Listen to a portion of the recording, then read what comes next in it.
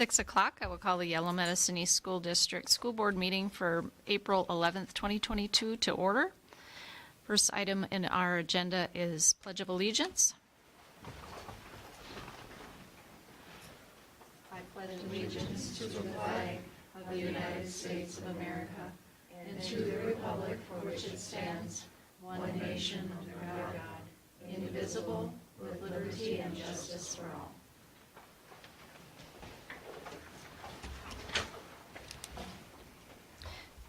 Roll call of board members is next. We'll start with Director Winter, Ron Winter. Amanda Lisi. Sharon Rupp.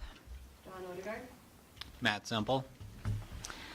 Next is the approval of our agenda. I have no changes or corrections, so is there a motion to approve tonight's agenda? Motion to approve by Semple.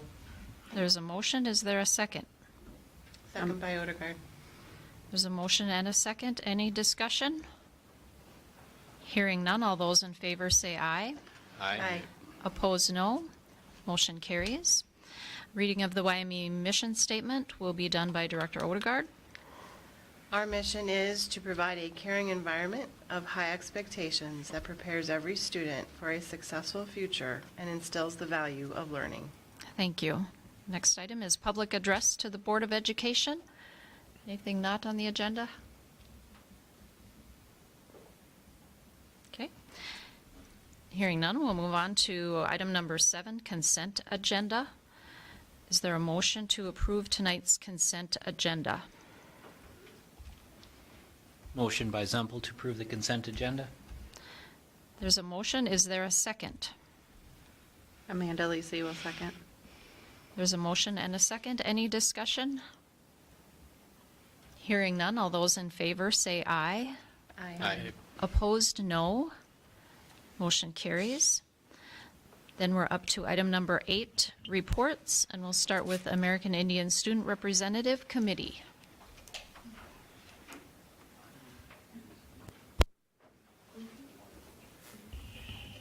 We can move more chairs up there, or you can stand.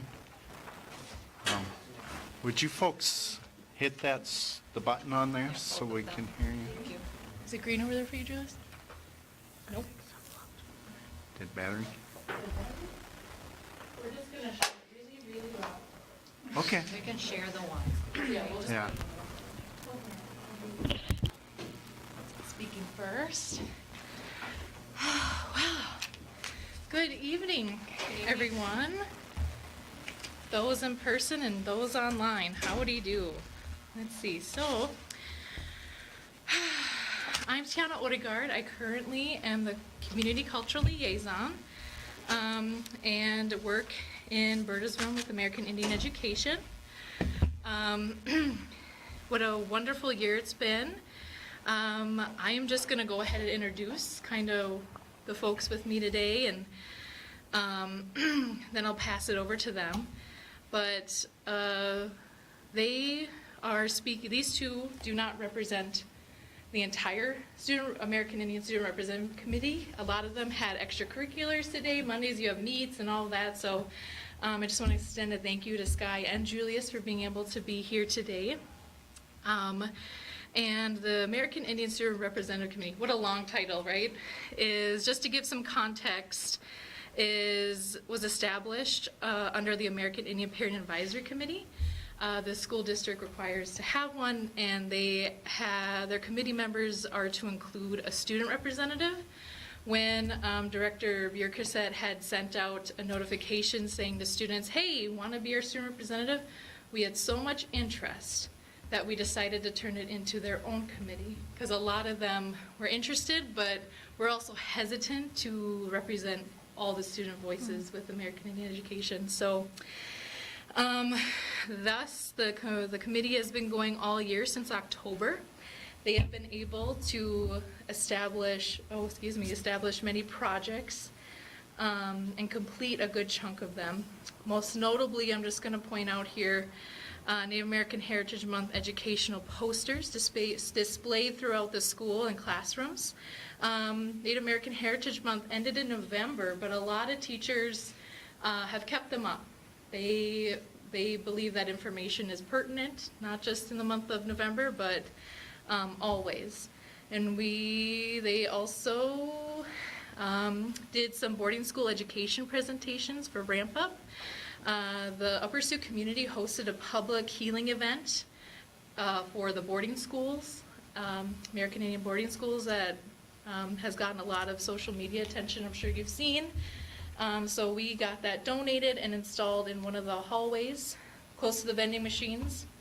And so a lot of teachers and students were wondering, what does that all say? Because a lot of it's in Dakota. And so the students provided PowerPoints, and that was given in Ramp Up. They did a community spotlight series. They've had some guest speakers come in and talk about what's it mean to be Native American today in contemporary setting. How do you make your impact on the world and serve your community? So we've had guest speakers. They have done an LGBTQ+ support letter encouraging the school to provide more safe spaces for those students. They have a long hallway art project. They have been consultants for the Achievement Integration Indigenous Art Day. And finally, coming in here today is their biggest topic and their biggest project that they've been working on in the fall, which is representation at graduation proposal. You all have gotten this material, and so we're not going to dive way into it. We're not going to read every page. We want to be respectful of your time, but just want to point out how proud Director Bjerkeset and I are of the students and what they've been able to accomplish. And they are here in the best interests of future generations, but also what's best for the community and the school. So what fits us? And with that in mind, I will let them go further into into the representation at graduation proposal. So. Hi, I'm Sky and I'm a junior this year. We're here to speak about one of our biggest topics, which is the representation at graduation proposal. We are looking for your approval and support to allow for all students to be able to make alterations to their cap and gown for inclusion of cultural and traditional adornment. Hi, I'm Julius and I'm a senior. At this time, we invite you to ask questions you may have concerning your proposal. Thank you for your time and consideration.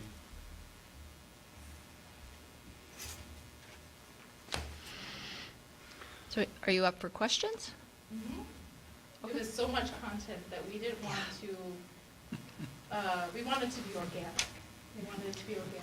Mm-hmm. We didn't want to go too far in depth because we'll go for a while. Okay. Anyone have questions? Well, I just want to Sure. point out, quite obviously, they put a lot of research into They did. this, okay? And it is something, I believe, that was brought to my attention probably in past years too, but really ramped up or gained traction this year. So I want to recognize that they have been working on that for a while.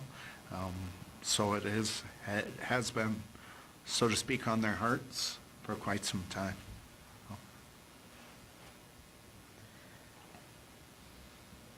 So could you just share with us what type of adornment you're thinking of? I'm just curious. I mean, there's a lot of stuff we read, but Just kind of like our main, like with the graduation gifts. yeah. We just kind of want to represent our culture, our tradition, and just graduate and show it on our caps or long gowns. Mm-hmm. Yeah, I can dive into that a little bit. So is this an example of what you were Oh, sure, I maybe can thinking? share this. Yeah. So this is also in your packet. Mr. Schneider and I had a conversation about when I graduated from Hamlin University. Given that's a college, so there's differences there, right? But they allowed adornment and what would be considered decoration. We aren't using those terms in this since we're cultural and traditionally orientated. But in that context, I have attached, one of the attachments, B, C, one of them, talks about that more in depth.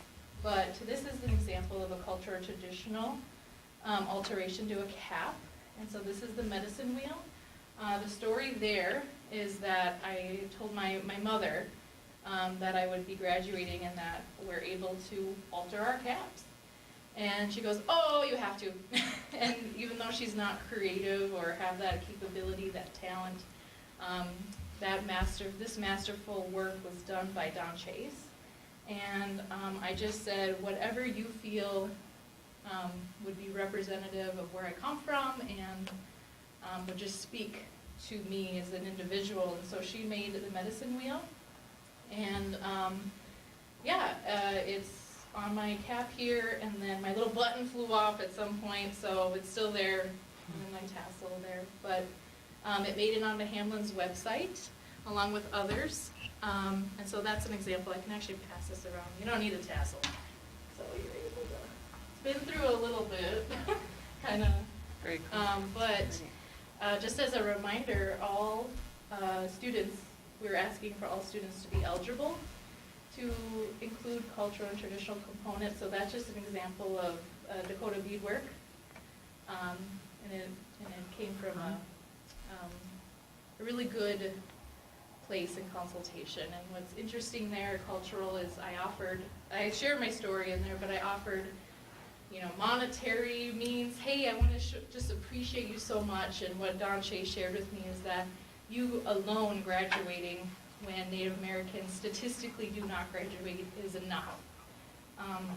So just kind of identifying what's cultural and traditional, like this is honestly my gift to you. It's an honor to be for you. So just to try to articulate that a little bit more, flesh that out to show what is truly cultural versus what is just decoration, or no, not adornment, or design.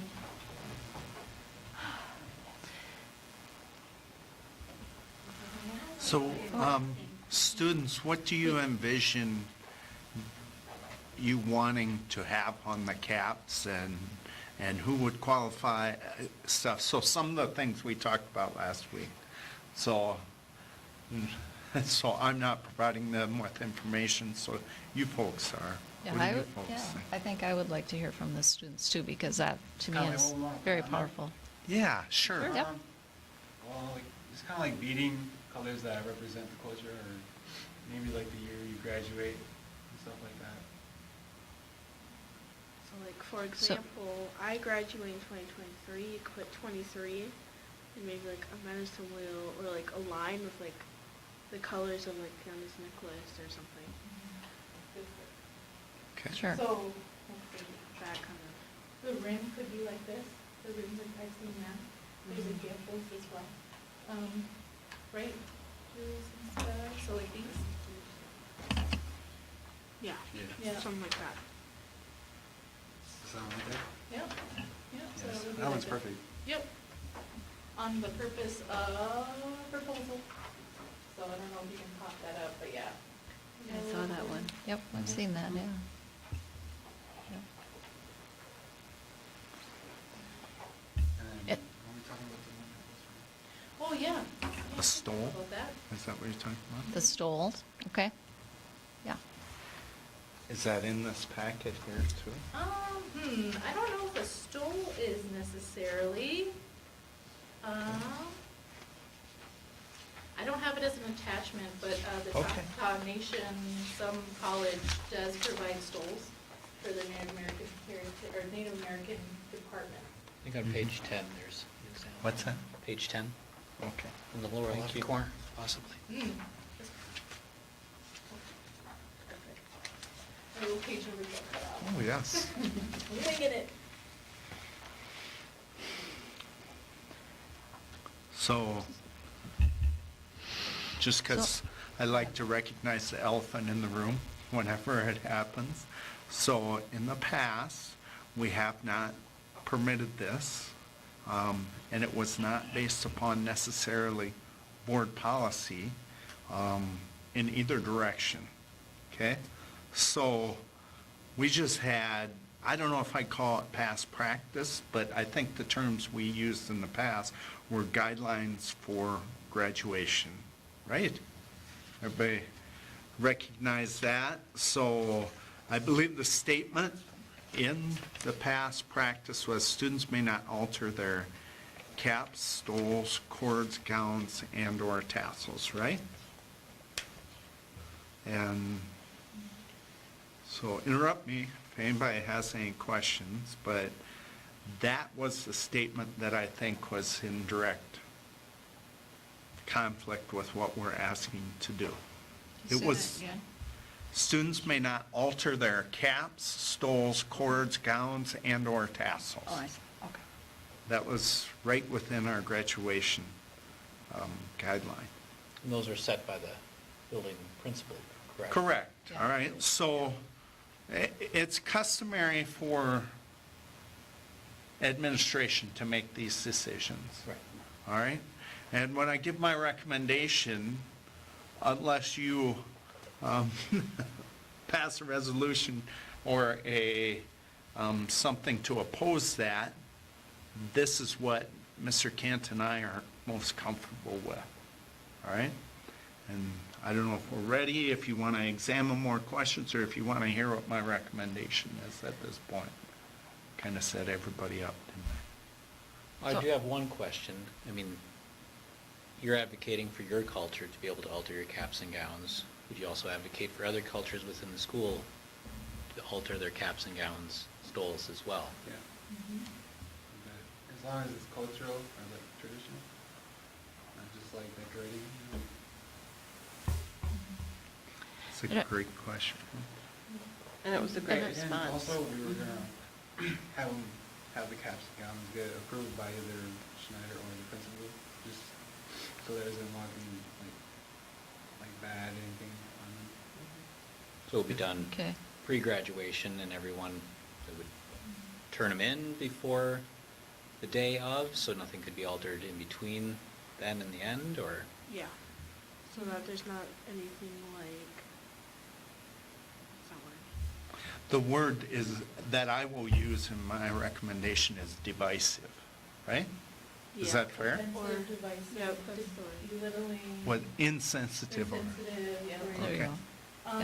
Yeah, with that. That's a good word, too. A lot of the students, Insensitive. and so, we're coming together as a united, student representative committee and supporting their views, but they have had differing views as well. They've had their own debates, and so they don't have all the answers. The best they have offered is, okay, the school can make a committee of folks they feel could rise to the occasion to help approve.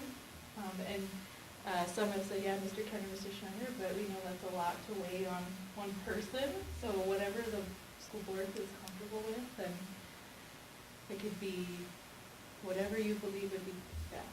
And the student representative committee is here to offer, to be a part of that. Could have a student be on the committee to help give advice or however.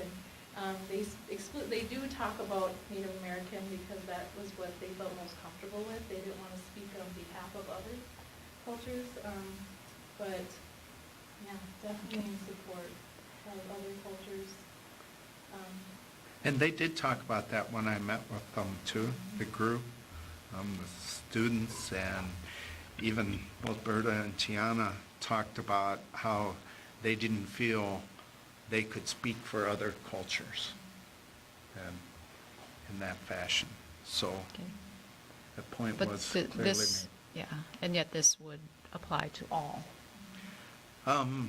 So The ability along to that decorate line, caps. Yes. I will tell you, my recommendation is that students, seniors, be permitted to appropriately adorn their caps and allow cultural and traditional alterations to graduation gowns in a manner that is not insensitive or divisive. Okay. Well, I want to thank you, students, for coming, because I know that's very difficult, and I think words from students are very powerful with me. And so when I was reading all of your proposal and all the information that you sent, all the attachments, I wondered, why do we even have caps and gowns? Where did that tradition start?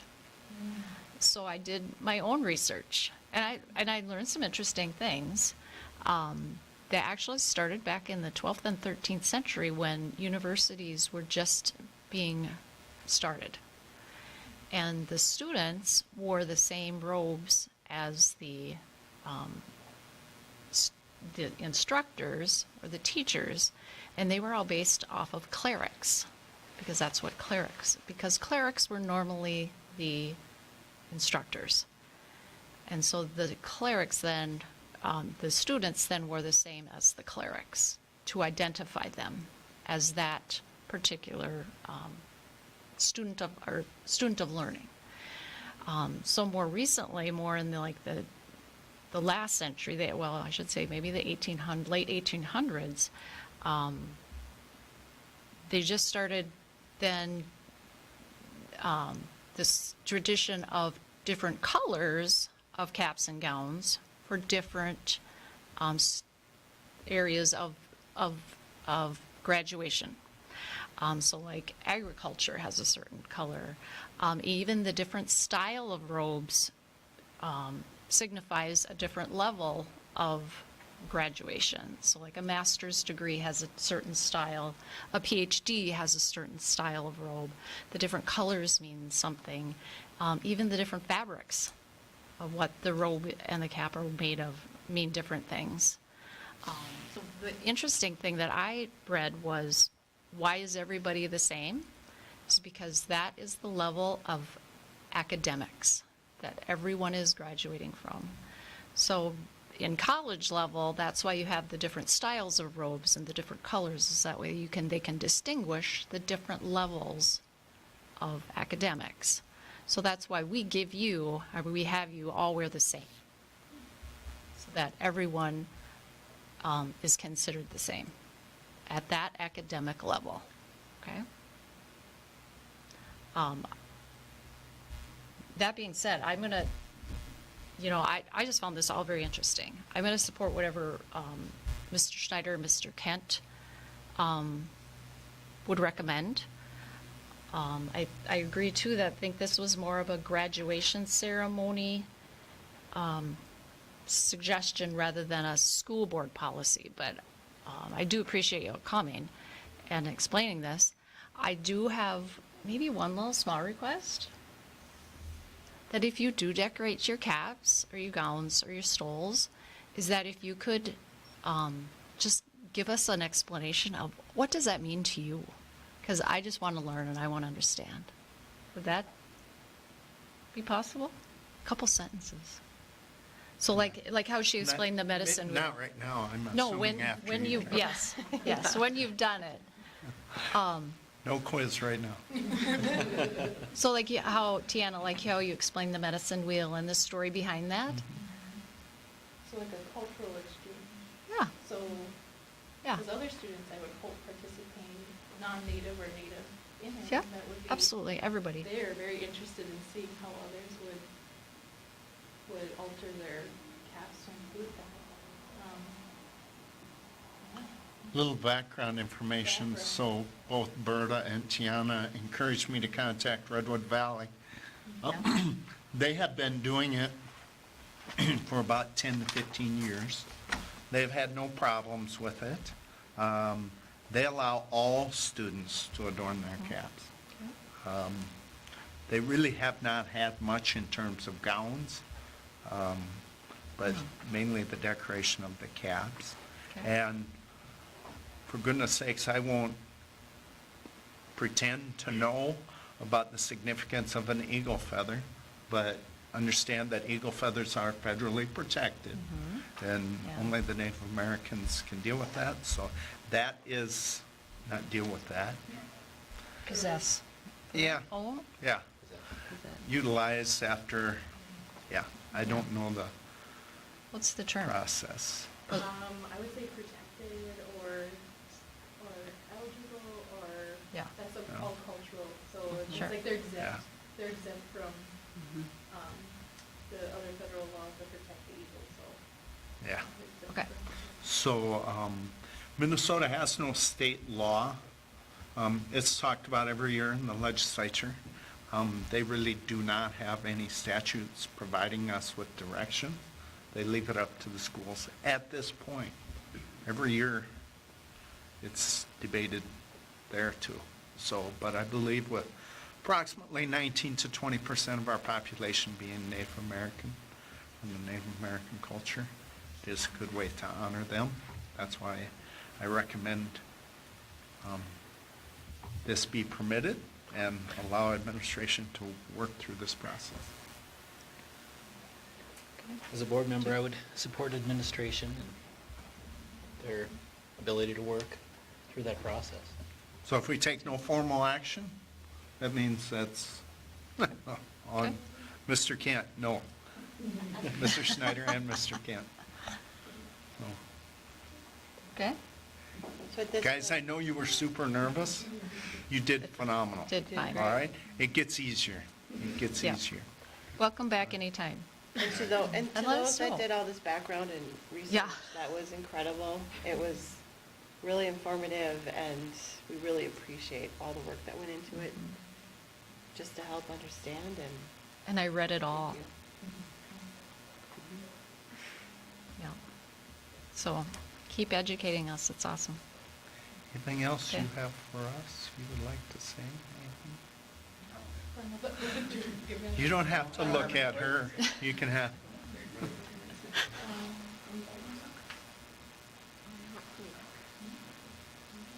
Okay. Thank you Yes, very thank much, you. folks. Thank You you. guys did phenomenal.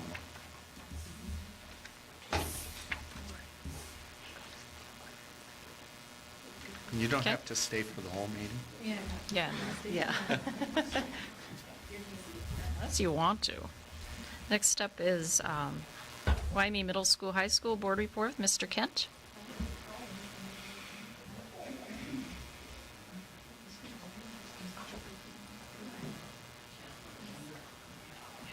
Good evening, everybody. Good evening.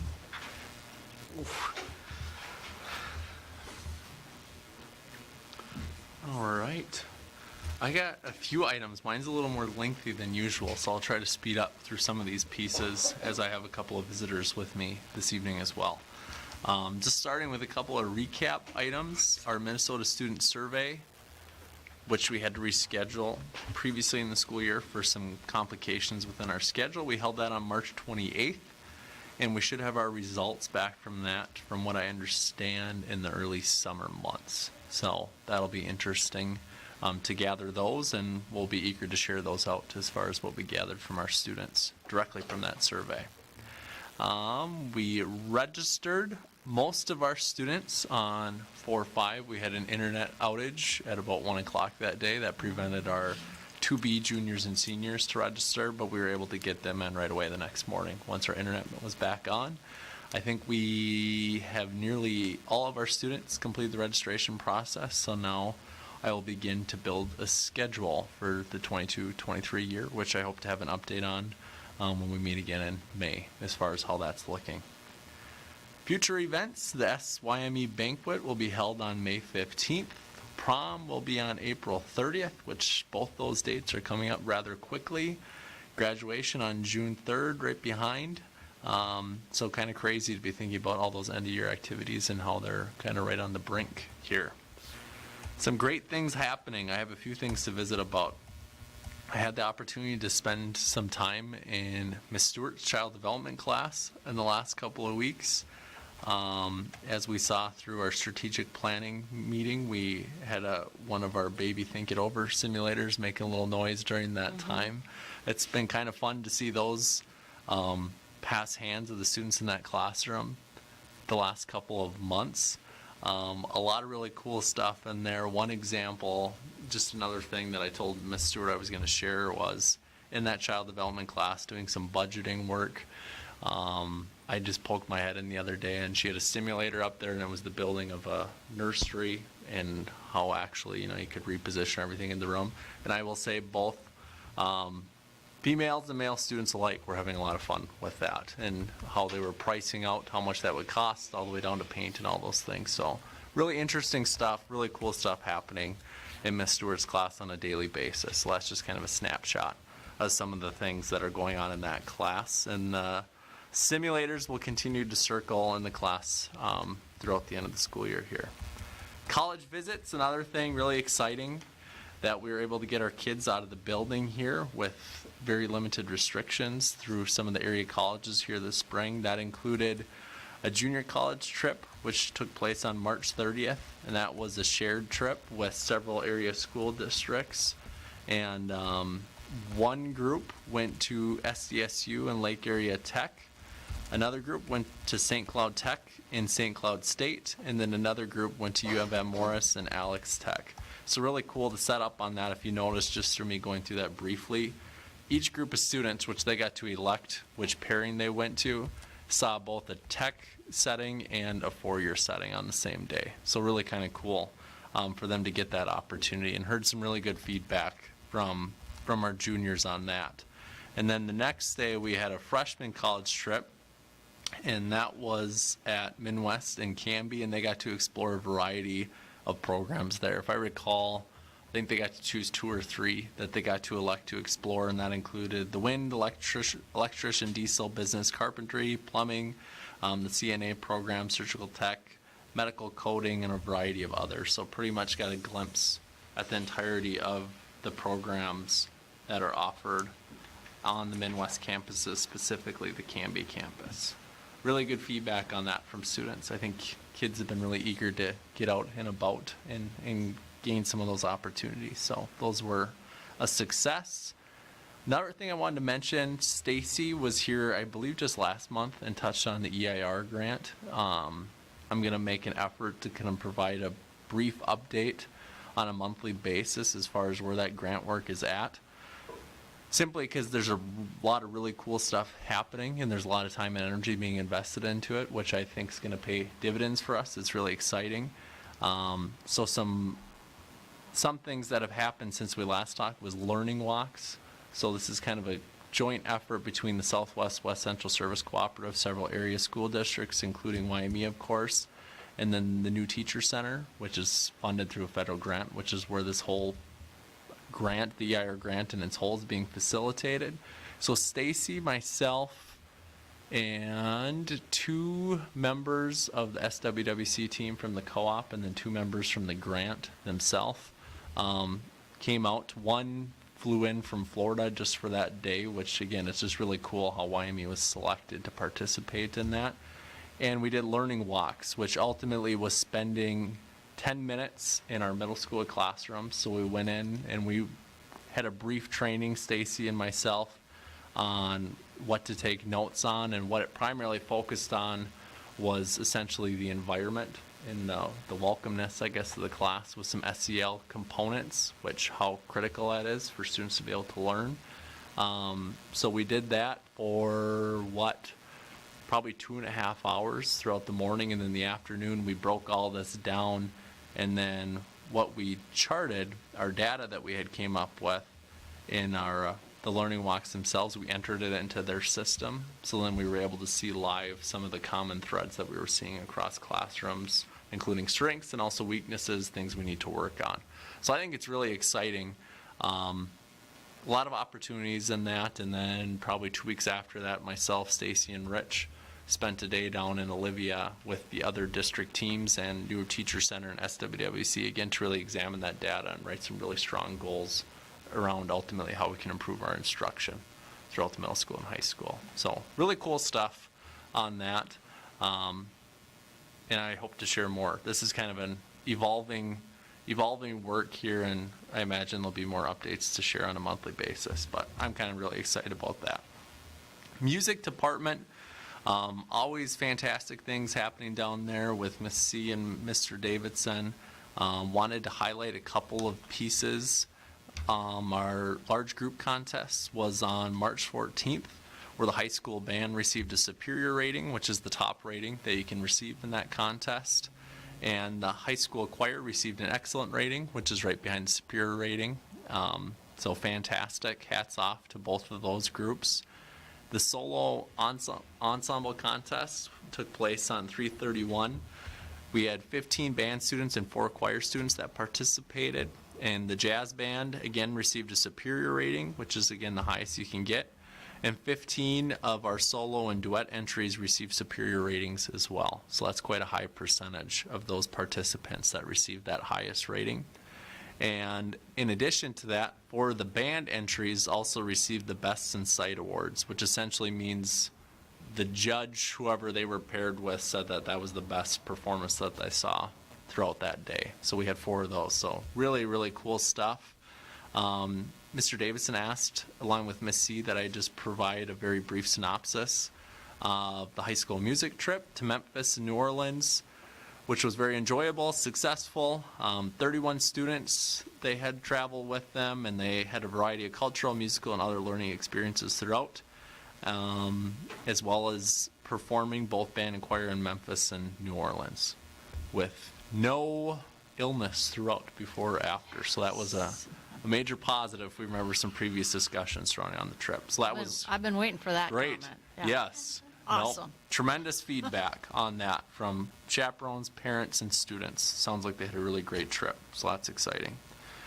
And lastly, this was fantastic. I got to dip my head into this for a while. On just this past Monday on the 4th, we had a professional trombone quartet here, and they performed for our 4th and 5th grade students at BRE, and then as well as our junior high and high school band students, separate performances. I can't remember how that came to fruition. It was a connection with, I don't know. Okay, someone, but they weren't making the rounds for district, so they happened to be here and they were able to buzz down. So that was really cool for our band kids to see, and it was, I mean, it was amazing. So good stuff there, really good stuff. Is there any questions on any of that? I had a lot to share tonight. Sorry. Good. Nothing. That's great. In that case here, I think I'm going to jump out of order just for a second, if that's okay, just because I know Mr. Gatchell has to bounce out of here. But ultimately, oh, look at this. We came. So awesome. So Mr. Holt, if it's okay, would you guys like to speak? We have a few seniors representing tonight that would like to visit about their shortened schedule request as it relates to kind of that last week of the school year. You guys want to pop up here? Is that all right? Is that okay? You come up here, and then I'll close after these guys are done. And gals, sorry I didn't look. Mr. Holt was gracious enough to come tonight, and he's also going to do a little demonstration, a little sharing of the robotics season, and then also talk a little bit about the food science class and some updates there. But I'll excuse myself. Thank you. That's great. You guys start by introducing yourself. And then just make sure your microphones are on. Make sure the green light is on, the button. Okay. My name's Derek Lean, I am Ian Clark. and we're requesting approval for the last week of school off and also our graduating caps to be decorated this year. So that would be 3 days, because 3 so days, Friday okay. you have to come back for rehearsal, and of course, graduation. Yep. So that would be Tuesday, Wednesday, and Thursday. They're Okay. requesting that. Okay. So Because you're going to help your parents get ready for Yeah. graduation, course. clean the Yeah. house, Of course, Yeah. yep. or make clean the house, graduation yeah. parties. That's what that. I mean, that's what everybody else does. Yeah, you have it on video. We'll fulfill our state requirements for Okay, so they will be Question. considered excused absence for those 3 days, because they would drop below the threshold. So, which seems to always happen every year. So, And what's the other that you have to meet? it's the number of Certain- hours, so the days really doesn't matter. Well, there is It's a the minimum hours, number yeah. of days, 165 days, which they'll be at about 168 or 69. So they met that, but they'll fall, those 3 days will drop them below. And what is normal and customary in the past is any student that is not academically on track Yeah, would there not you be go. granted this. That's They the would word be I'm looking used for. that opportunity to maybe catch up. And obviously, there's, just because we ask those kiddos to come back for those 3 days, doesn't mean they won't graduate. Sure. Because that could be the little boost, shot in the arm they need to get across the finish line. So basically, 3 days of excused absences is normal and custom. So, which takes board action. So you guys get to look good or bad? So It's do we- definitely become sort of a tradition at Wyoming if you earn it, and a privilege if you you earn it. worked hard. But we always say that if you're not in good academic standing, then maybe you don't qualify for it. Of course. Now, adorning the caps and gowns, though, I would leave that towards administration, Administration. where I would lean. Yeah. Your proposal will have to go to Mr. Schneider. Yep. Approval and whatever process you come up with for that approval. Okay. Do we need to add this as an action item? Yes, I think that would be I appropriate. move to add this item as an action item to the agenda. The approval of the 3 days of 3 days excuse. of excused absence. Shortened schedule. Shortened Should schedule, add- that was what I was looking for with the term. There's a motion, is there a second? I'll second. There's a motion and a second, any other discussion? Okay, hearing none, all those in favor say aye. Aye. Opposed, no. Okay, motion carries. We will add that to item 9.6? No, 9.6. Which is the next one? 9.6? Denise? 9.6? 9.6. Okay. 9.6? Okay, we'll add Action that item too. 9.6. All right. And we appreciate you coming and asking. I mean, we don't want it to be just a given. But yes, I know your parents are busy.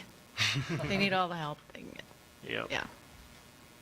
Okay. Thanks Well, for thank you coming. very much. Thank you, guys. We Thank you will for your vote time. on that in a little bit. Mr. Holt?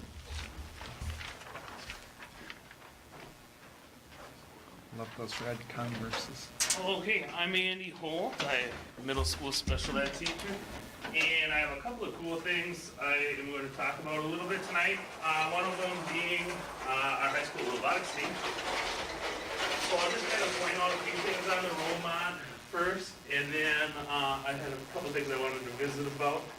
This is our robot for this school year. Every year, right after Christmas break, we receive a challenge, and that challenge is like a worldwide challenge to all of the teams. And depending on where you go for your competition, you have like between 6 and 10 weeks to build a robot to meet that challenge.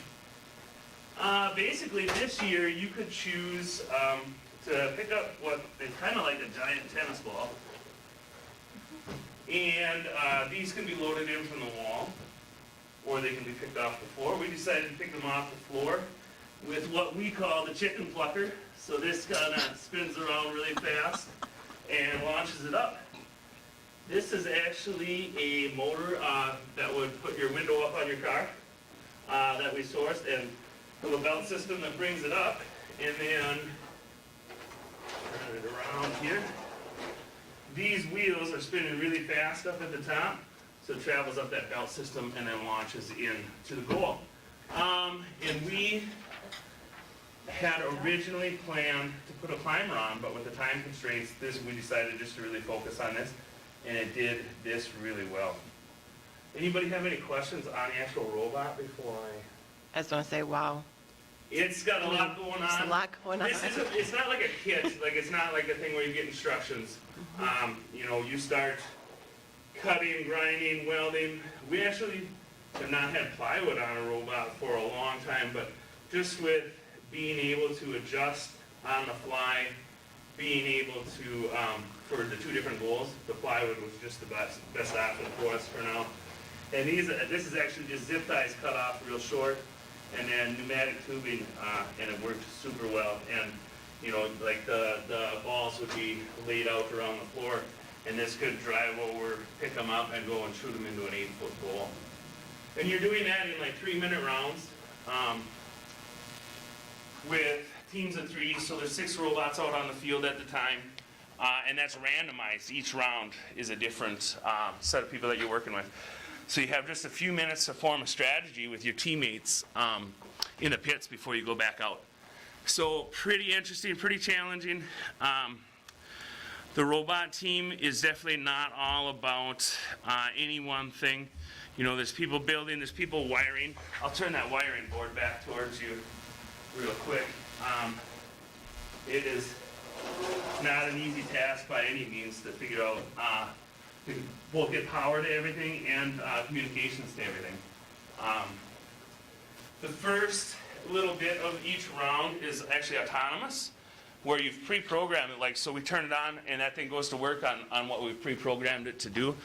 And then after a little bit, then it turns into you controlling it with a joystick and with buttons.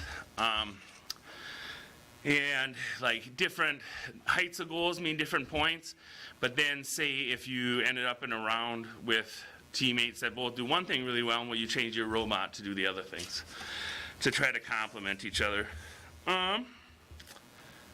Okay, so you have in front of you the buttons and the wristbands, and the buttons highlights another area of the team. It's not all just building the robot, programming the robot, designing the robot. It's also like team spirit and media, and people like there's people designing the buttons, people designing the t-shirts, locker signs, that kind of thing. And we have a really strong presence on our team in that. We actually had the biggest group this year that we've ever had. I believe we took 19 people to Duluth, or 20 people to Duluth, which is our biggest group. It does, you know, take a little bit more work organizing and supervision, but it was great to have a big group like that. Just a few kind of notes about the plan as a whole. Our first competition year was 2012. The first organization is like the parent organization, a family of programs that our Lego League runs off of also. But it's represented in 110 countries with 679,000 students. They put on 3,700 events. And the big one, especially for our older kids, is there are over 3,000 scholarship opportunities based off of your participation in our FRC robotics program. It is State High School League sanctioned, and there are over 130 teams, just in Minnesota. We receive huge sponsorships from both Pentair and from Fagan. It's now next year it's going to be just the entry fee is $6,000 into this program. So we're lucky we have really good sponsors. We're well funded, and just because you are competing on the world stage, there is quite a bit of cost to it. But we have some really great companies behind us. The purple wristband is kind of the symbol that the team came up with in remembrance of Jesse Smith. He was a huge part of our team.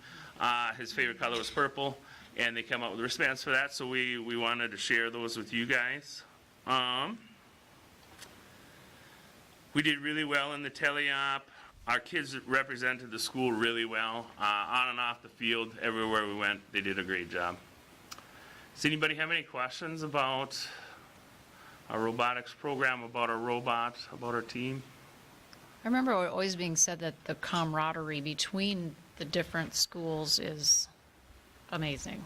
Yeah, their term for it is gracious professionalism. Yeah. So you're competing for yourself, but you're also, helping. And that's another thing, like, we have people on the team that are just waiting for somebody to ask on the loudspeaker, we need a certain part, or somebody knows how to do this, and they just go running. So it's a great thing. So, Yeah. And we are graduating a few kids this year. So we're going to really have to work on developing a young team for next year. We have the amount of kids, it's just they're a young team. So that'll be a big thing that we're working on next spring. Good plan. Any other questions or comments? Otherwise, I'll move on to maple syrup. Yes. Well, just to say that I hear nothing but good things about the robotics. That's great. program. Yeah, they're great So- kids to be around, and they're easy to supervise. We take them on a 3.5-day trip to Duluth. And there are other options even in Minnesota, but the timing works out perfect for Duluth, where our season runs and then we get home and they start spring sports. They start like track practice, baseball practice, that kind of thing. So, and I mean, I love going to Duluth, so I'm happy that it works out that way, but that's what, it really is a thing that keeps us bound to going to Duluth, is that we don't have to compete with the other activities as much, being that schedule. Well, thank you for your passion for it comes Oh, thank through. you. Yeah. The students Thank you. say nothing but good things about you. Good, thank you. And Then thank the you. other thing that I'll move on to is a maple syrup activity that we did with kids. There is plenty more there if anybody decides they would like, or if anybody would like a second one, and you guys have them in front of you. So this was really a project mainly with the food science class, which was taught in the fall by Ben Lisi, and now in the spring is being taught by Mr. Repslin. And so basically, almost a month ago now, we put out just on a couple of our social media, like, hey, we want to do maple syrup with some kids in school. Anybody close to the school that would like to offer us their trees to use.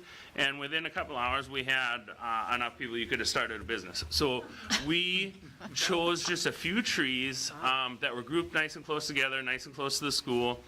And we took that food science class out when we knew the run was coming. And it is, I mean, there's so much science on when it's going to start, what makes the sap come out, how you're making it then into syrup, and how you're storing it. So there was a lot of science involved. If you see the Facebook post that we did for it today, you see a lot of pictures of the kids testing, the bricks testing the viscosity to know that it's ready to be officially syrup and go into the jar. So there's a lot of science involved with all of it. We tapped, I want to say we did 9 trees, or 9 taps. A couple of them were in multiples in the same tree, and we averaged about 10 gallons of output per tap, and that came at a higher sugar level. We think partly because of the drought from last year, that the sugar content was actually higher. There was less water involved.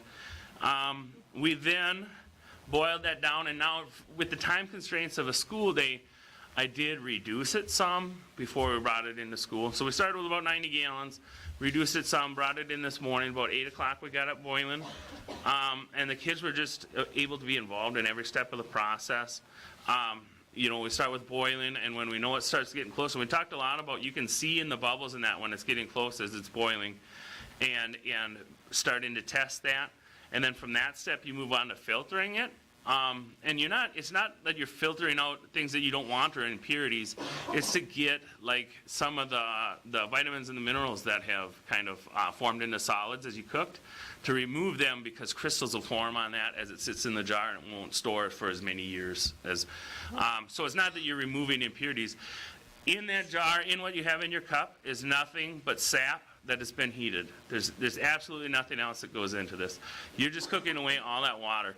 We started with 90 gallons, and we cooked away 87.5 gallons to get 2.5 gallons of syrup. It was just that water. So the cooking process is a byproduct. It's the evaporation that you want, and the cooking process is what forms that. Just a couple of cool things about maple syrup. It has similar levels of antioxidants as broccoli. It has anti-inflammatory, like for working on arthritis, and it's full of vitamins and minerals. So if you have to get some sweetness in somewhere, you might as well have it be maple syrup. So, and the kids were involved every step of the way. They did the testing. Like, we would show them one time, and they would take it. They were super respectful when we went out to the people's yards, and super careful with their trees and my equipment. It was a super good experience.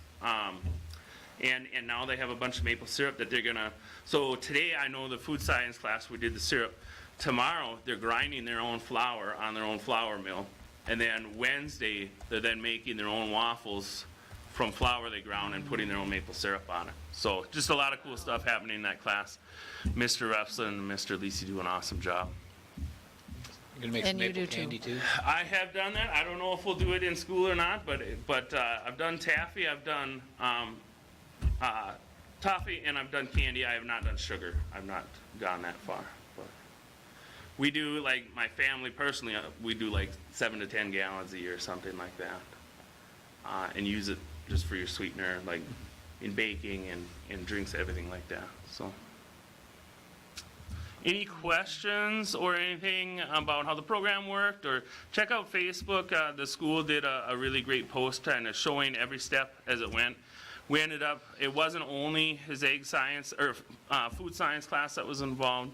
We ended up getting kids all the way from 7th grade all the way up to seniors involved in pretty much every step of the process. They're all amazed by how great it is. They're all amazed how much work it takes to end up with syrup. So, Great job. any questions or comments for me? Sounds like a lot of fun. It was. And if anybody wants more, whatever's left over, I'll just put in the lounge in the morning, so. Okay, thanks for Awesome. supper. Thank you, guys. Thank you. I will wheel the Thank you, robot Mr. out of Holt. the way. Is this the first time you've ever done this at the school? Maybe. With the school, I believe it is the first time. Yeah. I think we've cooked with it before, with that class, but we haven't produced it before. Very with the cool. class, so.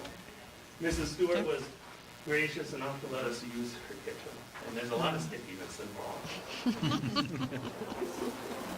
Thank you, guys. Thank you. Thank you.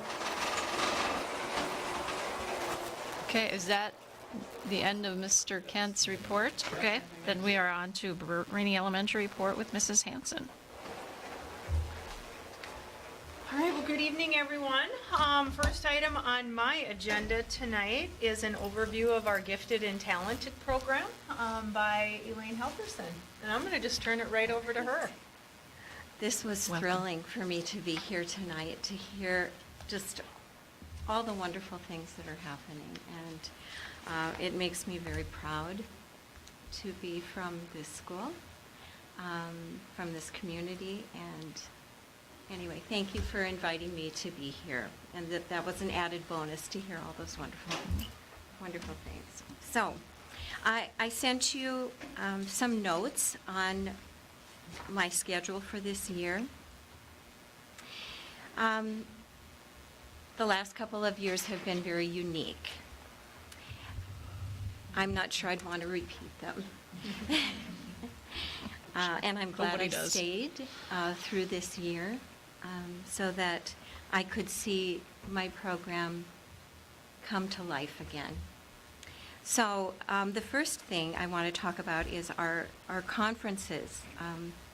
The Southwest West Central Service Cooperative puts on these wonderful conferences, 3 of them during the year, and we have fairly good participation.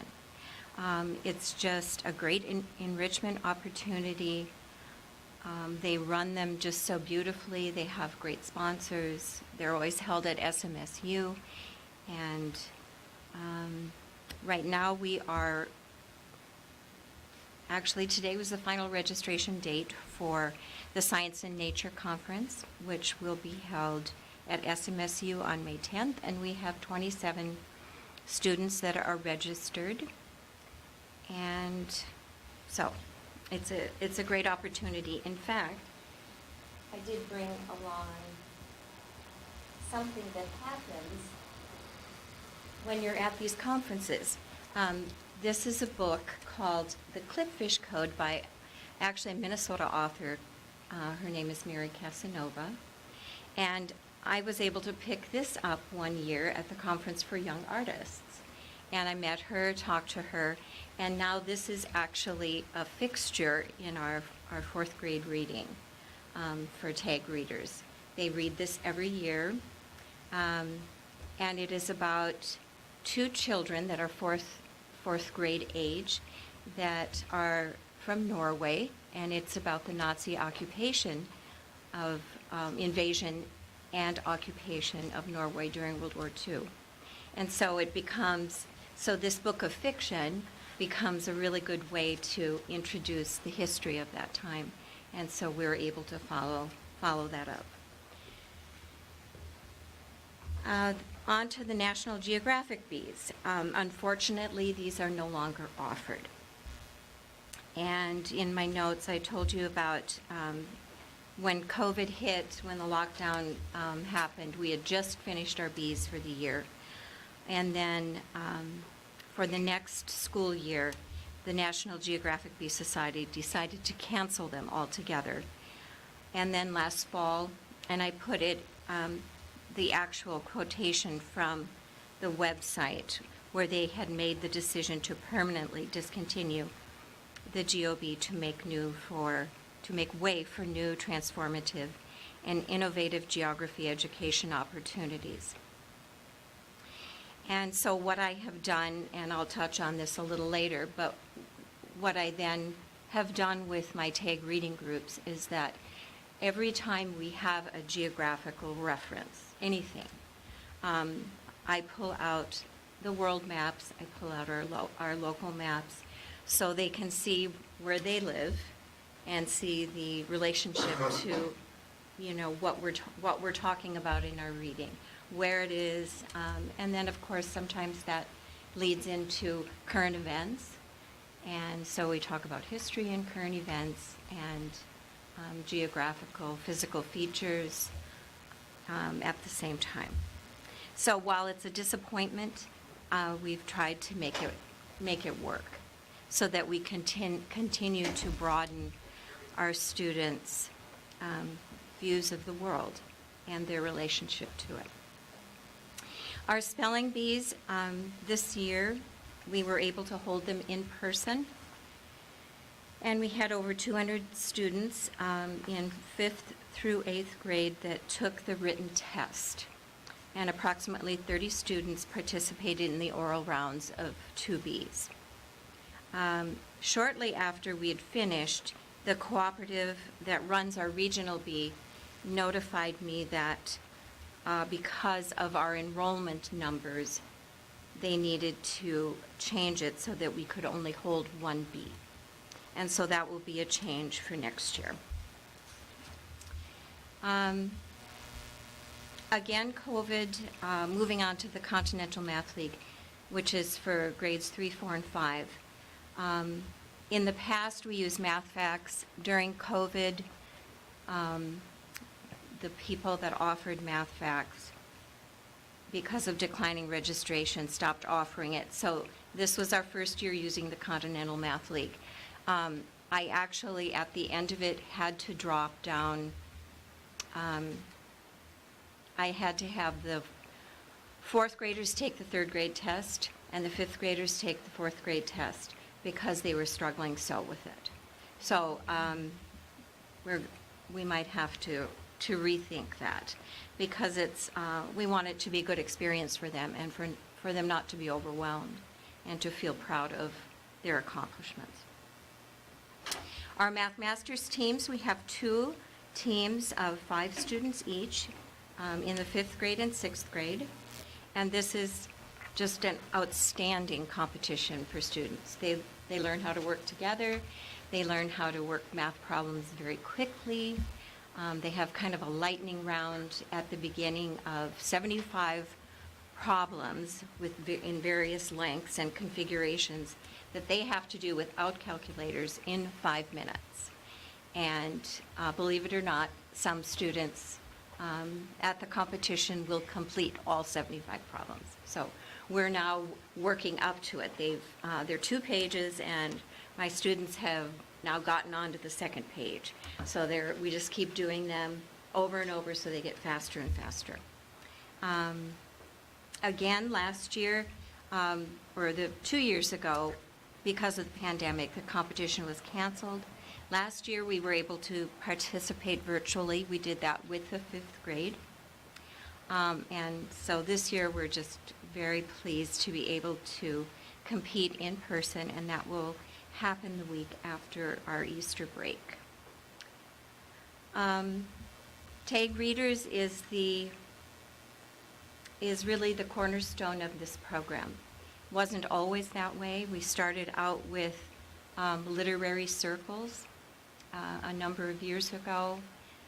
Probably, I think, about 7 years ago, Mrs. Hansen worked with me to come up with some scientific criteria so that we could really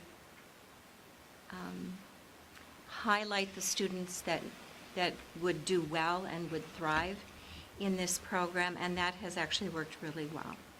It involves using star reading data, and then obviously the teachers have to be on board in terms of wanting that particular student to participate. And then also, we do make some exceptions. Not every student tests well. But with consultation with the teachers, the students that really will thrive in it, they bubble to the top, and so that's really exciting. One student that I'm working with in 1st grade, that the teacher asked if I would work with this student, and they are actually doing remarkably well. I keep trying to find a book that will stump this student on vocabulary, and I haven't made it yet. So, and we're working on comprehension because, of course, you can read every word on the page and maybe not understand what you're reading. So that's what we're working on. But it's just very exciting. The groups meet from mid-October through mid-May, twice each week. We use curriculum from the Center for Gifted Education at the College of William and Mary, and that's for grades 2 through 5. And I've just given you some examples of poetry, short stories, nonfiction, and then mid-year they will choose or have already in the curriculum a book for them to study and to discuss. I do supplement it with just great literature and great poetry. It's kind of a mini liberal arts curriculum, if I think about it, because we do talk about philosophical questions. We throw in some solving mysteries. They're 1-hour mysteries where the kids can work in a team and solve the problem. So the K-1 students, those are recommended solely by their teachers, and they read books at their guided reading level chosen by each student from our book room at Burt Rainey. And like right now, actually, since January, I've revised my schedule 3 times because we're adding students. Because once that light goes on with their reading, it just takes off. And so that's really very exciting. I added a few did you know things. One of them was that Lego League started as a part of the TAG program. We were looking for something in science, something to pull all those things together with mathematics and technology. And so Mrs. Herneman came to me and asked, what do I think about that? And then we got the approval to do that, and we went ahead and started Lego League. It became very apparent at the end of the next year that we needed to have some coaching positions, some paid positions, and some focus separate from the TAG program. Over the years that I've been TAG coordinator, we've had several students advance from the regional spelling bee to compete at the multi-region state bee in Fergus. One of our students during my time at YME advanced to the state Geographic bee 4 consecutive years, which was really exciting. Something you may not know is we do have a collection of gifted resource books. That was something that I wanted to put together when I took this position because there were no books about, or at least recent books about gifted education. So that exists in both buildings. And we were able to bring a gifted specialist to speak to our entire staff and parents about gifted education, which was a real treat. Obviously, this presentation comes with my letter of resignation. My hope is that the TAG program be supported, reimagined, and reinvigorated, and that it continues to evolve and strives to meet the needs of those students with outstanding abilities in academics, in creativity, leadership, and visual performing arts. And I also want to leave you with this, that some of these outstanding students, and I'm working with one of them now, are twice exceptional, and they're not easily identified. And so one of the things that I would urge you to do is to try to establish a clear method for identification and service. and that these minds deserve our attention, whether they are neurotypical or neurodivergent. And they are the creative minds that will lift our society artistically and have the potential to solve the complex problems that our world is facing. And I want to thank you for the privilege of serving. It's been just a great joy and great fulfillment. My first graders call me Ms. Elaine, which is why I end with that. And then just to say that I was given this job because I asked when our gifted person was leaving, well, who's going to do this? And I would help them. And then Mr. Strand, who was our superintendent at the time, and Mrs. Hins, who was our elementary principal, must have had a consultation.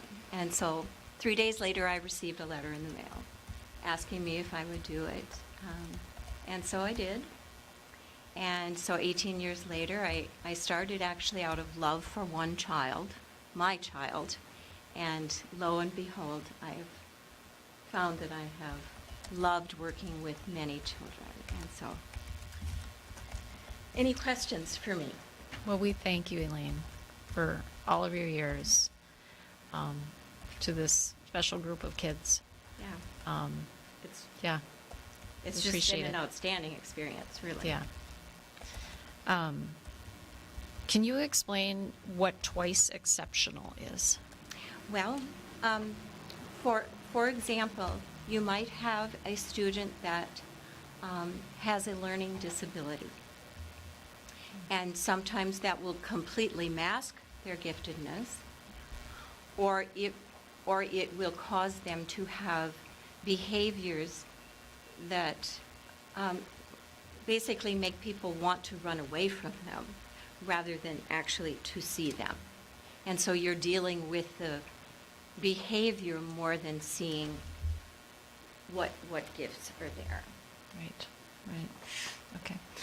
And then do you have any recommendations as far as how to set up a program for identifying the gifted and talented students? Do you have any recommendations? Well, Just for the board, we do get funds from the state. It's not a lot, but those funds are recommended, are really to identify the students. there is a publication called the Proof Rock Press, which is a resource for gifted, advanced, and twice exceptional learners. I actually got most of our resource books from this source. And they do have some identification instruments in here. I have heard about, it's called SIGS, which is Scales for Identifying Gifted Students. They're now in a second edition. They have some kits. I don't know what other schools use or if they use this. There's also scales for rating the behavioral characteristics of superior students. There's a universal talented and gifted screener for ages 5 through 18. Its acronym is UTAGS. So there are several things available. Sure. I don't have the certification to be able to recommend. Okay. So, but I know where to go to look, and I know someone who would be an expert, and obviously Mr. Kent as well. Well, thank you so much for coming. Yes. And we get these reports every month we get these reports every month of all the great things happening here. Yeah. So Yeah, it's a good place. I wish you all the best, and I thank you for your service, and to Mrs. Hanson for being just a great partner. We've really made some wonderful strides and changes under your leadership. Thank you. Yeah. Thank you, Elaine. Thank you. Thank you. She could maybe start coming to the meetings and be like my other half. You know, we could tag team this, Elaine, thank you. All right, I have just a few things. MCA testing for grades 3, 4, and 5 will start next week. Reading will be next week, followed by math the following, and then we'll have makeups and also our science test for 5th graders. In your packet on board book, you should see a couple flyers for some of our parent involvement activities that it's been fantastic to be able to get these back going again. Our 4th grade state report presentations, I'm sure some of you remember your own children going through. They got to pick a state, they'd report about it. Historically at Burt, we've done it in the gym, we've done it upstairs in the hallway. This year we were able to use the auxiliary gym, phenomenal facility, and what a great location for us to do this. In hindsight, I wish I would have done like a head count. We had so many people come in. I'm going to estimate 200. It was nonstop, parents, grandparents, aunt and uncles. We pretty much ran an open house from 1 to 2:30. They came in the main gym doors. They'd come in, ask some questions, visit the different states, and then they were able to leave. And I think the thing that really stuck with me with the visitors was just how happy they were to be here, and just how excited they were to be in the building. Many of them had not seen the new gym, but even more importantly, just to be able to come and see their own children participating in events.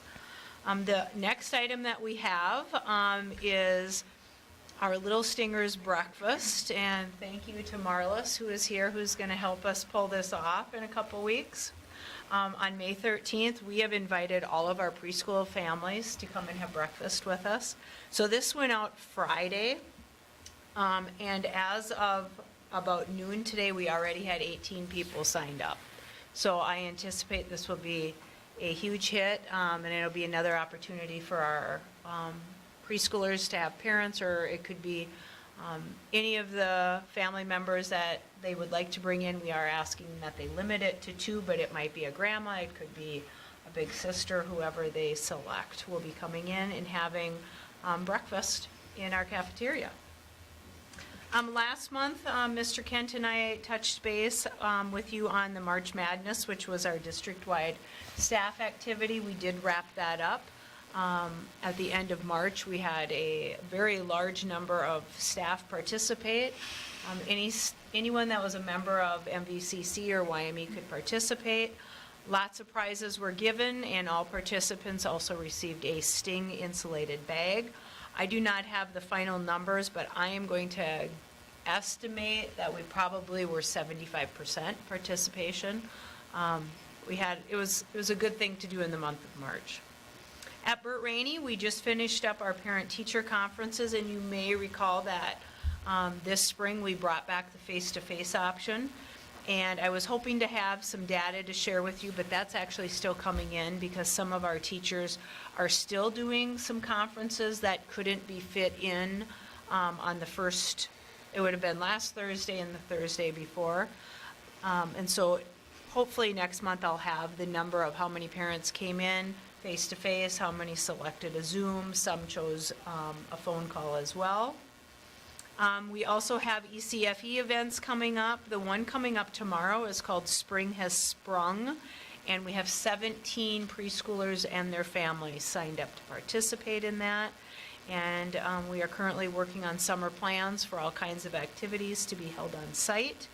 I also included in your packet just a copy of Thursday's certified staff development schedule, where PJ Fleck will be highlighted in Benson, and we will all be able to see him in person. And then we also have a small group that will be back here in the little theater that will be able to view him via technology. So looking forward to that.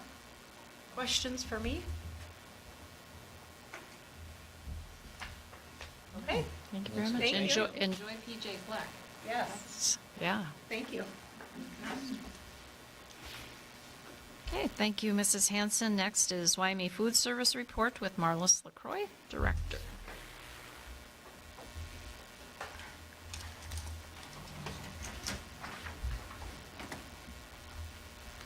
Welcome. Hi, Okay, thanks for coming. thank you for inviting me, I appreciate it. So the first thing I have on my agenda is the school breakfast meal pattern. So there's certain things that we have to follow. Those are made up from the USDA, and then MDE provides us, as a food service director, what we need to provide the students to meet the standards. So they have to have half a cup of fruit or juice, their milk, and then a grain. I can add a meat or meat alternate in there if I want, and then a vegetable is optional, which I haven't tried that yet, because I'm not sure how willing the students are You don't to try think they want vegetables at breakfast. They don't want broccoli for breakfast? No, I can barely get them to eat it now. Or spinach?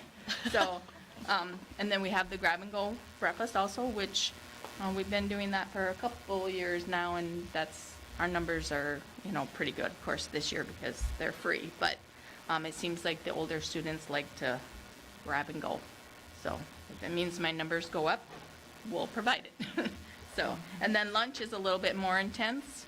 You have to have your meat or meat alternate, your grains, your vegetables, your fruit, and your milk.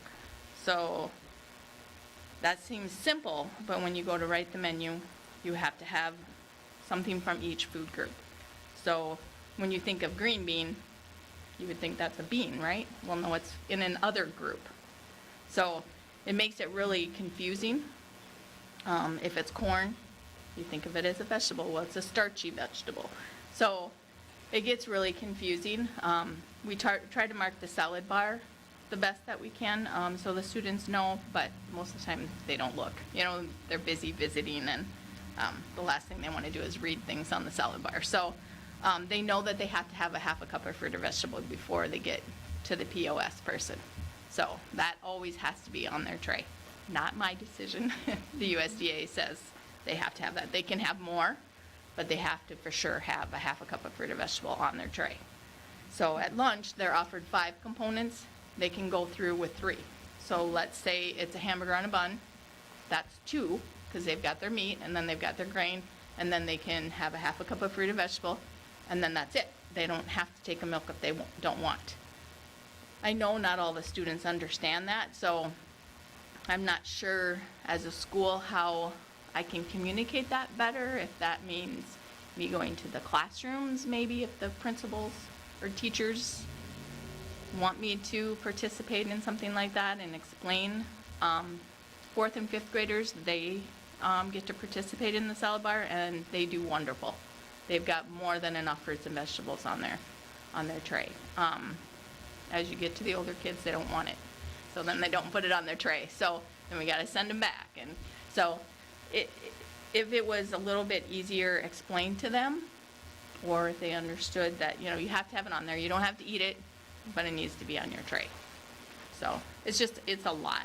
And then each group of students has to have a certain amount of calories, sodium, saturated fats. So I have to watch all that too.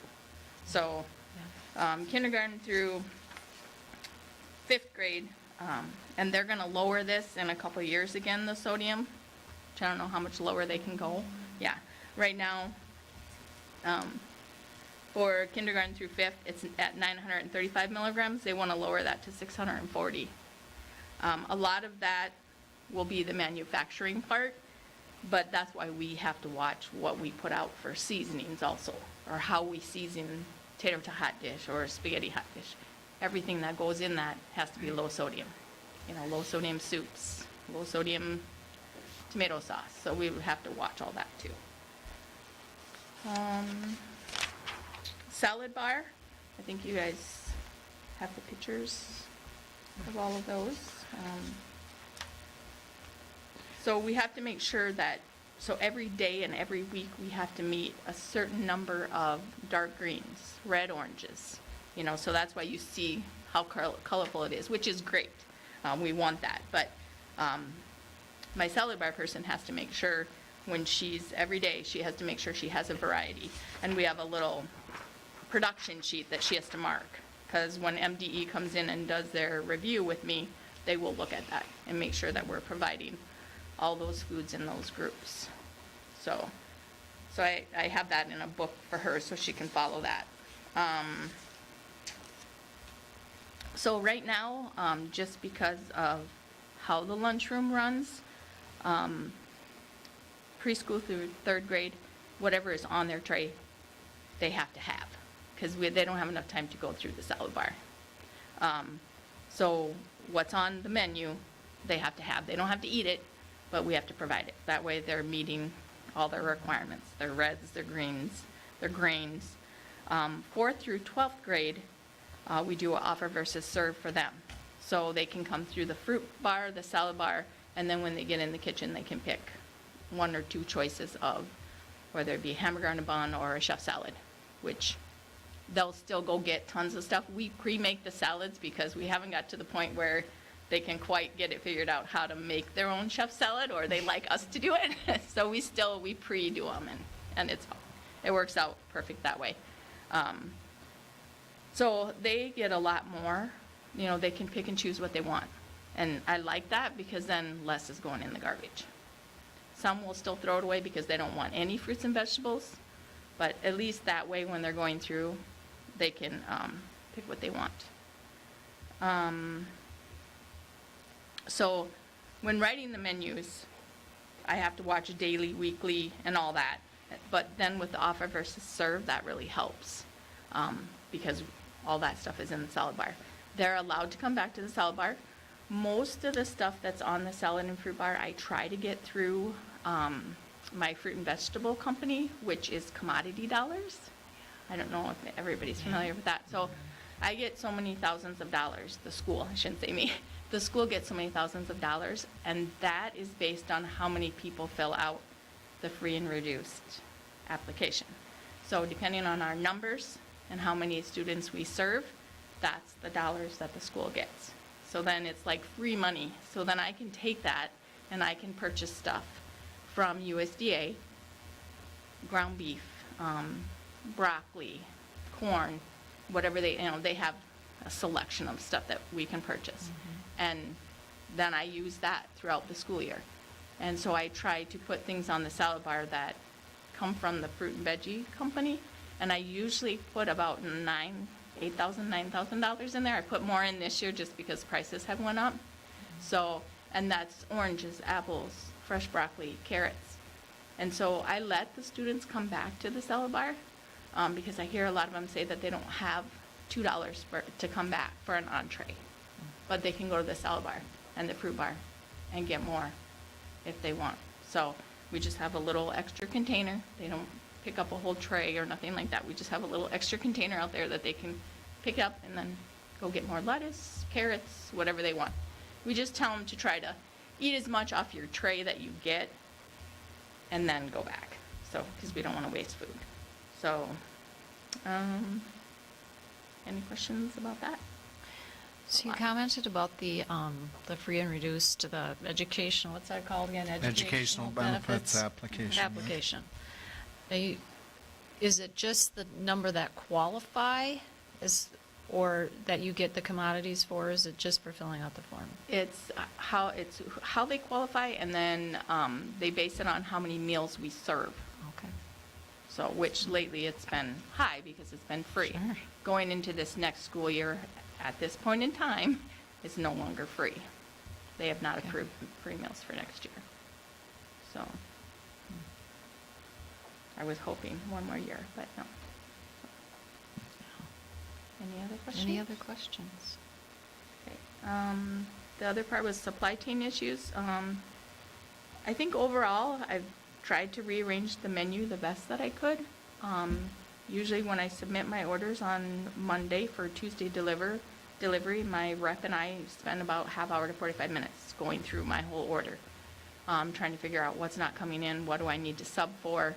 So it's actually got worse probably November, December. The beginning of the school year was great, and then we got into November, December, and then it was every Monday I have to call him because they'll sub you stuff that you don't want, then you got to send it back. And so today we only had 3 items. So I was like, I hope that's a good sign that, we're almost to the end of the school year, but hopefully a lot of that was due to driver and labor shortages, people not going back to work. So, which you guys have all heard, it's been on the news for a long time. So Briefly, you want to touch on too what we're doing with our food for next year? For next year, we'll still be under, you're talking the DTM. Yep. So for next year, we're still going to be working with Southwest Cooperative. They help us with our, how do I want to say it? Our contract. Yeah. Yep. So they were hoping to get things organized and ready to go for this upcoming school year, and that didn't work. Because they have to go out to all these companies and figure out which companies have the best chicken nuggets. And which company, 5 different companies, or hamburger patties. Well, that's a lot of work, even how many ever people they have working for them. So they couldn't get that to work out for this next year. So they got Reinhardt to sign with us again for this next year. But then after that, they'll still go out and get the quotes for the stuff, but then the board will have to decide what company we're gonna go with. So right now it's Reinhardt or Performance Food Service, but it'll go back into the board to say, okay, this company offers this at this price. So, but for next year, we're still good, but then after that, it'll go back into a bidding thing, but at least it eliminates. Bidding for each item is what it was. So if we would have had to do it by ourselves, yeah. it wasn't possible. Right. Yeah, because To I would bid have had all to reach these out to, different companies. US Foods, so many companies to say, okay, what do you have? And, and then try to get together to taste the product, because you don't want to serve something that's especially whole grain, So for next year, we're set to go, but then after that, they are gonna, it says 8 chicken manufacturers, they'll reduce it to the 3 highest ranked. So they have a lot of work to do, because not only chicken products, but they have hamburgers, they have, a lot of products that they have to go through to see which one is the best. So products that have been difficult to purchase, chicken, beef, pizza, a lot of the breakfast items. So I've been trying to order 3 weeks in advance. Gets kind of tight in the freezer. I'm very good at packing, so thank goodness. I've moved a couple times in my life, so it gets, the staff has to come find me because they can't find things, but it's helped to be able to cover the menu. So, but that's what I've been doing probably since January. I go out 3 weeks, and then I try to have as much in there as possible, so that we don't have to rearrange the menu too much, because they pay attention to what they're eating. Staff shortage, we've been having, everybody has, with COVID, and it's just been a rough couple of years, but this last year, it's been a lot going on in my department. We've had Rich and Jeremy, thank you very much. They both have come down and helped serve lunch and breakfast, and I've had to call Jeremy a couple times, I need help. So we really appreciate them helping, and I've been covering a lot of shifts, just, so that we have enough people in the kitchen. And then the kitchen staff has been great. We work very well together, a lot of teamwork, so that we can get everything served and meet all the requirements for the students, so. That's it. I'm really nervous about next year when lunches are no longer free. Right. Yeah. I'm nervous. I'm afraid that's going to bring down our census, and that combined with having to try and collect, money from people, it's a challenging proposition. Yeah, it's challenging just to even get them to fill out the applications. I mail them out 3-4 times, I call them, I email them, I send it in their email. I've tried to find different ways to get it to them. We have it on JMC that they can just go and fill it out on the JMC. So it's definitely out there, so. Do you get a lot of back-to-school nights, those nights? No. No? Okay. No, we don't. They kind of just run past me. Stop. This is good, So I don't know why people don't want to fill them out. I mean, if you qualify, why not? It's worth Right. it. And then, of course, it helps the school Sure. in so many different ways. So, Anything And you've it heard helps. from any families about why they don't fill it out? Are they not aware of it? No, most of them are aware of it, they just don't fill it out. Or they send it in the backpack and it gets lost, so then we send more, and I work a lot with the elementary to say, hey, can you send it home with so-and-so, you know? Put it in an envelope, mark it, hope that the parents can find it. You know, we've tried so many different ways. I don't know. Yeah. Okay. Well, thank you for all your hard work. Yeah, thank you. Thank you. for the presentation. Thank you. Next is district report with Mr. Schneider. So you could smell as you came in. Obviously, we're putting our final coats of wax on our auditorium. So we'll be off of that for 10 days, at least 10 days. So longer the better. Give it a chance to cure, especially so we don't put anything on top of that surface. Because if you put anything on top of it, it changes the cure time for the surface that is covered and uncovered. So obviously, right now, with it being so fresh, it is very vulnerable, so we just got to stay off of there for a little while. After this gets a chance to cure, we'll invite in Jason Aiken, who is kind of overseeing our project management, and they'll bring in another person. I'm sure it won't be Jason Aiken. He's probably that guy's boss. I forget what the name was. Maybe one of you folks remember who it was, but they'll bring him in and we'll take a look and do a punch list with it. But the doors are in, looks good. We've come a long ways, and so I think I'm kind of proud of how it turned out. So Site Logic Facilities Analysis Review, so we will have that at 4:30 for the Buildings and Grounds team.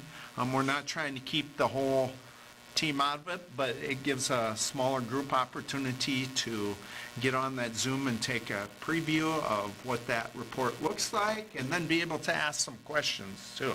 If something's unclear to you, you want some different data, that's exactly why we we went forward with them as our facilities analysis team. So on Thursday, I will have Native American Tribal Consultation with the Upper Sioux Community Board of Trustees at 3 p.m. So that's kind of something, or that is something that's required, is tribal consultation. Last few years, because of the pandemic and probably as much me as anything, we haven't gotten together a lot. It's been only once last year, and I think this is the first time this year, so looking forward to that. Strategic planning update, as you can see on the calendar, next Tuesday, is it next Tuesday? A week from tomorrow, we'll have a work session where we take a look at the goals and try and align them, give you an opportunity to kind of glean through those goals and help us formulate them into our strategic plan. So next board meeting, then we would approve those if all things go well with that process. COVID rates, we're still sitting at 0 and have been for quite some time, so that's good, but we do know that that can change in a moment's notice, but we suspect it won't be nearly as bad as it was at our peak this school year. A little bit of a reminder about our calendar. So we have actually, right now, if we finish all the way out with our staff members, we will have done 1 day short of our contract. So we'd be at 183 days. I'm not saying we need to make a decision tonight. I would recommend we wait till May, but at this point, even with that loss of that one instructional day, which the last one that we lost was February 22nd, where we had no instruction, it wasn't an e-learning day or anything. It was just weather, and due to the situations associated with the student incident, we decided not to have school. Well, that 1 day then leaves us 1 day short of our teacher contract, but my recommendation is at this point we don't make that day up. We just be a little bit mindful of the additional hours, But we don't have to do anything with that tonight. We can wait till May. Knock on wood. Hopefully this week doesn't bring anything with it, but hopefully after this week, we're done. All right? That's how I would vote anyway. Can I get that in writing? I wish I had that much power. So, little bit of a legislative update. So, if you talk to legislators, and so I know I'm a broken record, the biggest thing YME can benefit from is special education funding. Take and try and remove that, what's called a cross subsidy. So we pay out every year about $750,000 to $800,000 in the costs of special education from our general education dollars. So if there's one thing we can use this big surplus for, which is whatever, $1.25 billion, whatever it is, my recommendation would be the cross subsidy. You are seeing in the Senate, they're talking about literacy, so they're proposing about $30 million towards letters training, which we have 9 teachers involved in letters training right now. So that would be good to continue that. I would not like to see that training cease. In fact, I think it's so valuable, those people will probably tell you it's vital for all of our elementary teachers. So, House has a much bigger package. I'm not going to go through it because we'd be here all night. So,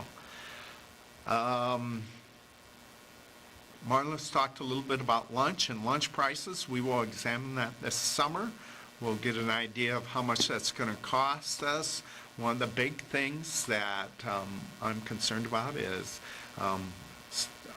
families now all of a sudden having to pay for lunches. That will cause definitely some conflict within our community. So that's all I have. Thank you. Any questions for Mr. Schneider? Okay, thank you very much. And we'll move on to celebrations and recognitions.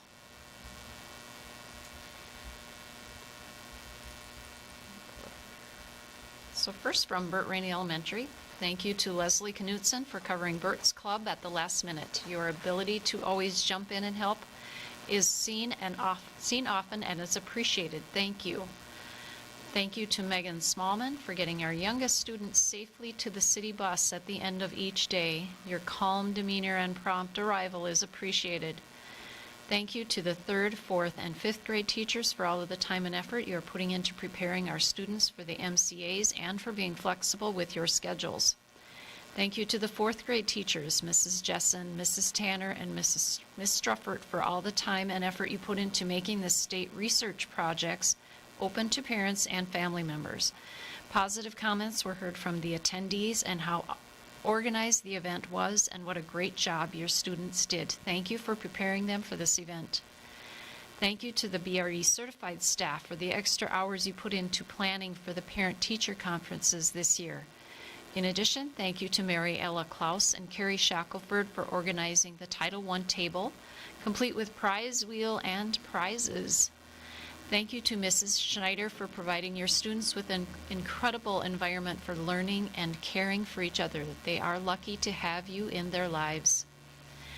A special thank you to Kylie Pagan, BRE paraprofessional, for your recent service to the with the National Guard. This service provided much needed care for our elderly, and we are so proud of you to have you on staff at YME. Thank you to Deb Posh, BRE paraprofessional, for always going above and beyond for our students. We are so glad to have you here at BRE. From the middle school, high school, Chelsea Niemeyer works hard for all the students that she works with to build relationships and provide them strong opportunities for success. She's always willing to go the extra mile and brings a positive attitude to her role each day. And thanks for all you do, Chelsea. Amy Stewart works hard to provide exceptional learning opportunities to the students in her classroom. She establishes and maintains strong relationships with students, which enhances the learning that takes place in her classroom.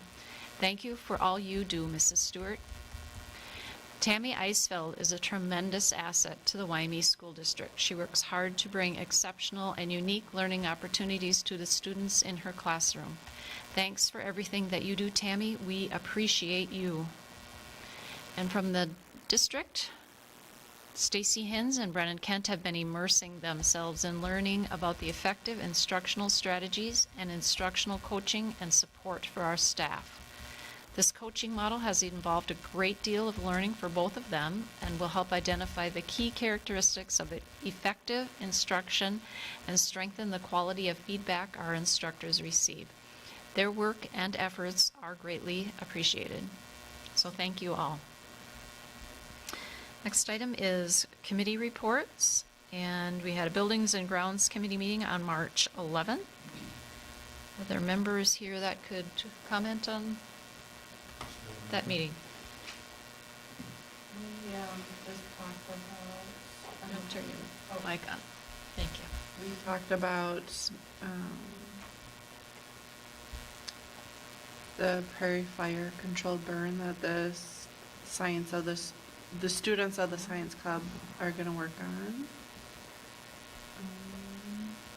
And then the biggest thing we went over was the Ltfm and the capital outlay wish list for this next year. And I think that is on our list to approve the items for that. And the biggest items, I guess, from that is upgrading the football field steps, the main steps going down, and then doing a softball crow's nest. I think last time we asked a question about the railing in the middle. There will be a railing in the middle on it. So, now there will be. So, which you could go back in and put one in afterwards too. So, The football field? Yep. Steps? Okay. down the middle. Very good. Okay. Thank you very much. And then Finance Committee met on April 6th. Matt, do you have anything you want to add, or do you want me to go through our list? Just kind of discussed pretty much everything. From buildings and grounds to staffing to and anticipated enrollment, current enrollment, and staffing requests and considerations and needs. We went over our security company recommended that we outlay some money for some additional security. We discussed that and how most of our stuff is not held in the school, critical components. It's all on the web through third parties. Not much here locally that we keep as far as HR records, payroll, that kind of stuff. And just about the current projections for the budget. We're less deficit spending than we were, but we're still substantially deficit spending. Yeah, it'll still be significant. Was this the meeting we talked about the increase in cost of the heating? The Yes, we did talk about that. Utilities? Yep. Yeah, it was quite significant. I think we're Do you remember what it was? anticipating it to be up to $50,000. More More. additional So, from what was budgeted. correct. We need a summer. Right? Or we could just turn off heat. Right. We spent all of our SR2 funds. No? If everybody. I think sometimes some people think it is off, so.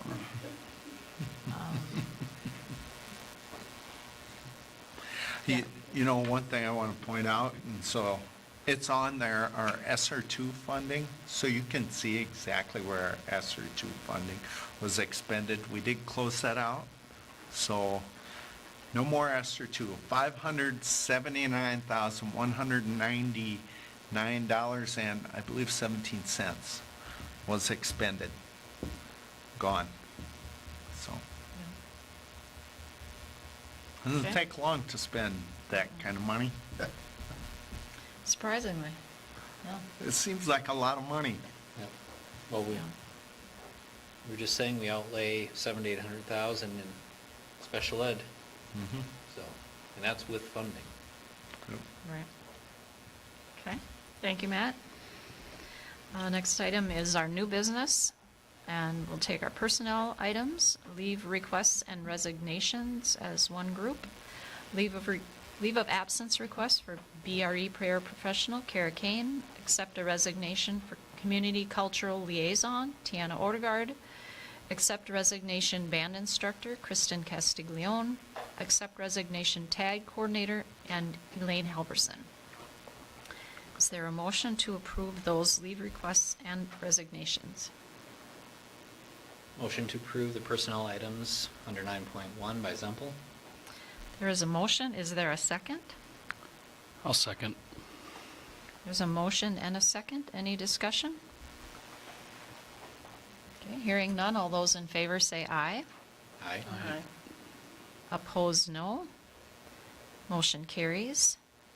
I want to thank them for their service. Yes, I want to recognize, Tiana and Mrs. Castiglione and Elaine for all of your hard work and many years of service to the district. Much, much appreciated. Next item is new hires.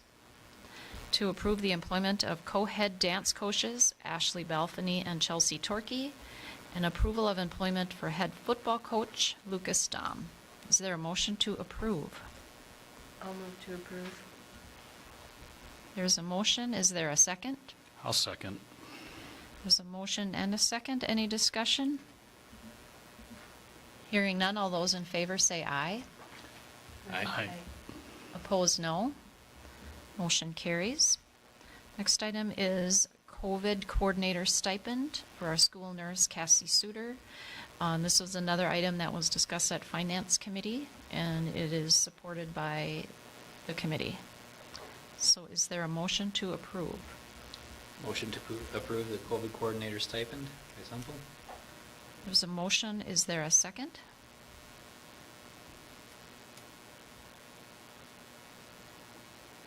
Amanda Lucio, second. There's a motion and a second. Any discussion? Hearing none. All those in favor say aye. Aye. Opposed, no. Motion carries. Next item is compressed work schedule for the summer of 2022, and I think the explanation is on board book. So is there a motion to approve the compressed work schedule for the summer of 2022? And I believe the dates are listed on board book as well. Motion to approve by Odegaard. There is a motion. Is there a second? Amanda Lucio, second. There's a motion and a second. Any discussion? Hearing none. All those in favor say aye. Aye. Opposed, no. Motion carries. Next item is the response to the American Indian Parent Advisory Council. Resolution of non-concurrence, and I believe that is written out on board book. Is there a motion to approve as written? Motion to approve the response to the AIPAC resolution of non-concurrence by Odegaard. There is a motion. Is there a second? Second by Zempel. There's a motion and a second. Any discussion? Hearing none. All those in favor say aye. Aye. Opposed, no. Motion carries. That will need to be signed by each individual board member, so I believe Denise has that prepared, so, okay, we'll sign that before we leave tonight. Next item is approval of repair to the football stadium steps and construction of the softball field press box. So those are both items that we'd like to start on before this fiscal year is over. So, and we actually had we didn't intentionally table them last month, but they ended up tabled. Okay. Is there a motion to approve the repair to the football stadium steps and the construction of the softball field press box? Motion to approve by Ensemble. Thank you. There's a motion. Is there a second? Second by Winter.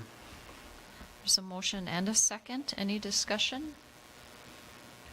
This is going to be part of the upcoming budget as well. It'll be budgeted in then, but they needed to get started so it could be done before fall. Yeah, so what happens is, so we'll carry over a balance of capital outlay and Ltfm from year to year. We really focus on expending all of our Ltfm, not that that's free money or anything like that, but that proves to the legislature that we're using Ltfm for its intended purpose, and that is to maintain our current buildings. So, but yeah, we'll start on this fiscal year.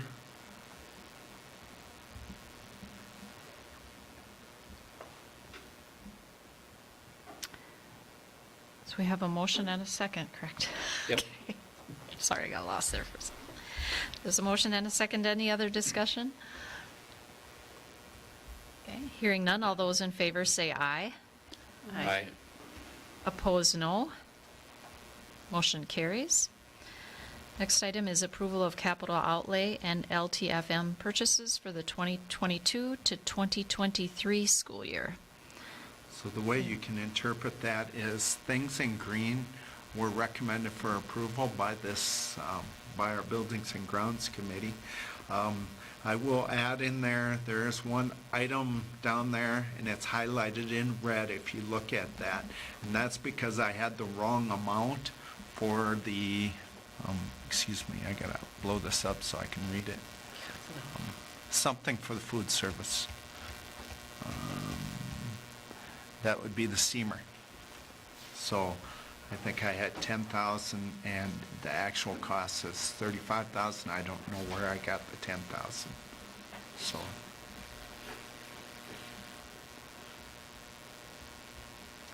Okay. Is there a motion to approve the capital outlay and Ltfm purchases for 2022 to 2023? Motion to approve capital outlay purchases by Ensemble. There's a motion. Is there a second? Second by Odegaard. There's a motion and a second. Any discussion? Hearing none. All those in favor say aye. Aye. Aye. Opposed, no. Motion carries.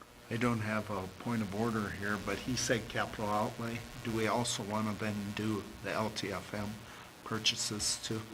Sorry. No. You can It's- amend it. You can Oh, yeah, either I guess amend you it can or leave- make a separate motion. I'll make a separate motion. Separate Make it motion? easier. Okay. Motion to approve 2022, 2023 LTMFM purchases. Okay. by Ensemble. There's a motion. Is there a second? Second by Odegaard. There's a motion and a second. Any discussion? Hearing none. All those in favor say aye. Aye. Opposed, no. Motion carries. Then we have item 9.6, which is request from the seniors for the shortened, how did we say that? Shortened- Didn't short- you approve it already? No. No, we moved it, we approved it Adding to, it to the Approved to agenda. add it? yeah. For- Okay.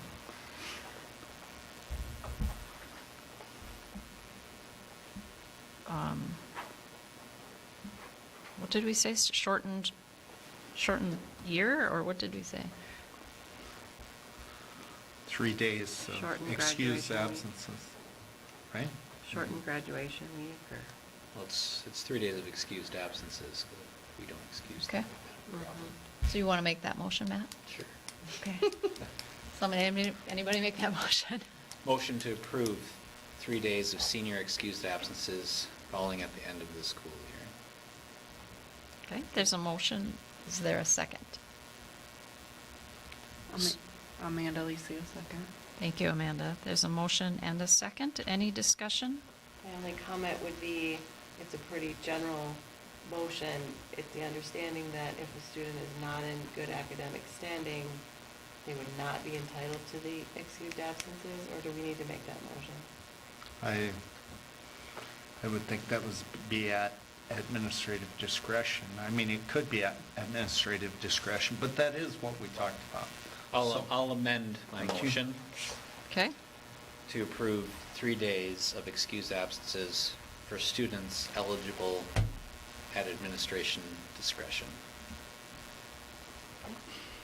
There is an amended motion. Is there a second? Amanda Lisi will second that. Thank you, Amanda. So there's a motion and a second. Any other discussion? Hearing none, all those in favor say aye. Aye. Opposed, no. Motion carries. Next item is policy update. We have no update for the policies.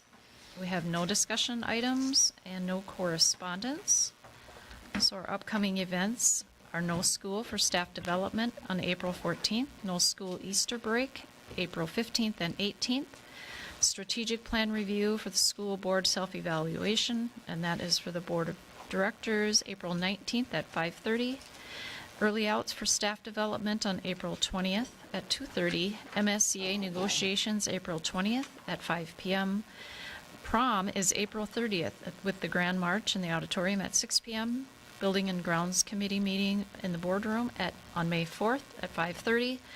Our next board meeting is in the boardroom on May 9th at 6 p.m. There's no school for Memorial Day, May 30th. The end of the fourth quarter and the last day of school is June 2nd. There is a staff development day on June 3rd. Our commencement ceremony for the class of 2022 is June 3rd in the S1 gym at 7 p.m. And the June board meeting is June 13th at 6 p.m.